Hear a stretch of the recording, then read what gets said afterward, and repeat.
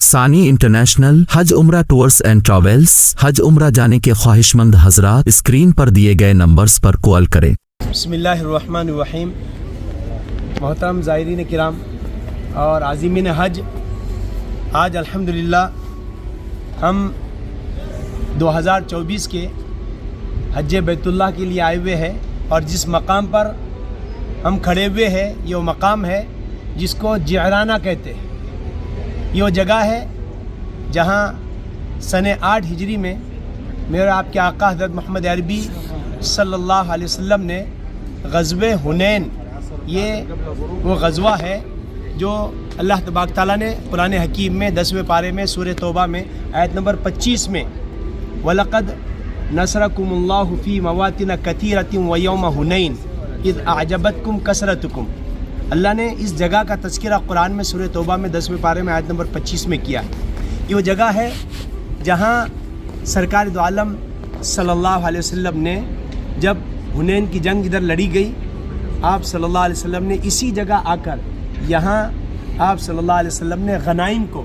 حنین کی جو مال غنیمت ہے اس کو اللہ کے نبی نے تقسیم کیا۔ یہ مسجد جعرانہ ہے، جعرانہ جسے کہتے ہیں۔ اللہ کے نبی صلی اللہ علیہ وسلم، یہ سامنے کنواں ہے سفید، یہ سامنے نظر آ رہا ہے، یہ کنواں ہے جس کنویں سے اللہ کے نبی نے غسل کیا اور اس کا پانی پیا، اور اللہ کے نبی صلی اللہ علیہ وسلم نے یہاں نماز بھی پڑھی۔ اور اللہ کے نبی صلی اللہ علیہ وسلم نے اپنی زندگی میں اسلام کے بعد ایک حج، 4 عمرے کیے، تو ان 4 عمروں میں تیسرا عمرہ اللہ کے نبی صلی اللہ علیہ وسلم نے اسی جگہ سے کیا۔ تیسرا عمرہ اللہ کے نبی نے اسی جگہ سے کیا ہے، اور روایتوں میں لکھا ہے 500 انبیاء علیہ السلام نے یہاں سے حج اور عمرے کا احرام باندھا۔ 500 انبیاء رضوان اللہ تعالی علیہم اجمعین نے، جب سرکار دو عالم صلی اللہ علیہ وسلم سن 8 ہجری میں حنین کے موقع پر 630 عیسوی چل رہی تھی، اللہ کے نبی صلی اللہ علیہ وسلم سے جیسے انس بن مالک نے پوچھا، یا رسول اللہ آپ نے کتنے حج کیے؟ آپ نے کہا حجۃ واحدہ، ایک حج۔ وَاعْتَمَرَ 4 عمر، آپ صلی اللہ علیہ وسلم نے 4 عمرے کیے، ایک ذی قعدہ میں،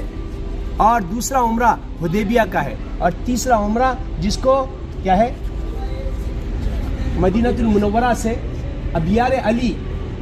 ذوالحلیفہ کہتے ہیں، وہاں سے اللہ کے نبی صلی اللہ علیہ وسلم نے کیا، اور چوتھا عمرہ جو یہاں سے، یعنی تیسرا عمرہ اصل یہیں سے اللہ کے نبی صلی اللہ علیہ وسلم کا ہوا ہے۔ یہ وہ معناز جگہ ہے جہاں سے اس جگہ کو وہ نسبت حاصل ہے کہ اللہ کے نبی نے قیام کیا، نماز پڑھی، عمرے کا احرام باندھا، اس لیے اس مقام کی بڑی اہمیت ہے۔ اور اس جگہ وہ پہاڑ کے کیا ہے عقب میں وہ جنگ لڑی گئی جس کو حنین کہتے ہیں، اسی کے دامن میں حضرات صحابہ مدفون ہے جو شہید ہوئے تھے، اور اس جنگ میں ابتدائی کیا ہے شکست کے مراحل کہ اذ اعجبتکم کثرتکم،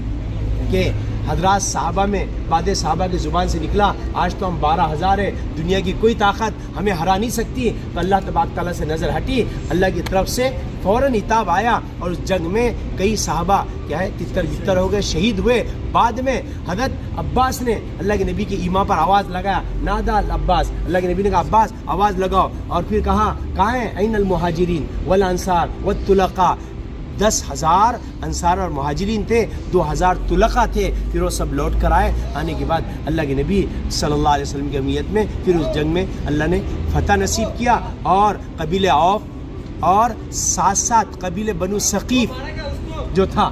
مالک بن عوف کا لشکر، وہ 30,000 کا لشکر تھا، تتر بتر ہوا، اور پھر اللہ تبارک، اور اسی جنگ میں حتیم طائی کی بیٹی صفانہ بھی قید ہو کر آئی، اور اس کے تفصیلی واقعات ہیں۔ آپ اگر میرا بیان سننا ہے تو مفتی نام اللہ ڈالیں گے، ہر عنوان کے بیان سن سکتے ہیں۔ تو یہ پورا منظر آپ دیکھ سکتے ہیں، یہاں یہ تمام چیزیں ہیں۔ ہمارے ساتھ کیا ہے پاتور اکولے سے وسیم بھائی ہے، یہ لوگ بھی ہمارے ساتھ ماشاءاللہ حجاج کرام ہیں، مولانا